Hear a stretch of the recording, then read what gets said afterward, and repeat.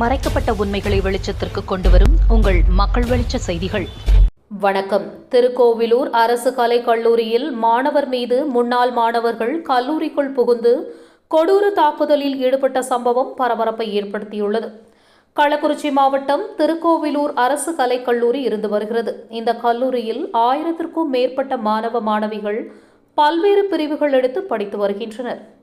இந்த அரசு கலைக் கல்லூரியில் திருக்கோவிலூர் தாசர்புரம் பகுதியைச் சேர்ந்த பார்த்தசாரதி வயது 20 ஆங்கிலம் 3ஆம் ஆண்டு படித்து வரும் நிலையில் 3 மணி அளவில் அதே கல்லூரியில் படித்த முன்னாள் மாணவர்கள் கல்லூரிக்குள் புகுந்து சக மாணவர்கள் புரொஃபசர் முன்னிலையில் பார்த்தசாரதியை ரத்தம் சொட்ட சொட்ட 15க்கும் மேற்பட்ட மாணவர்கள் தாக்குதலில் ஈடுபட்ட சம்பவம் அதிர்ச்சியையும் பரபரப்பையும் ஏற்படுத்தியுள்ளது.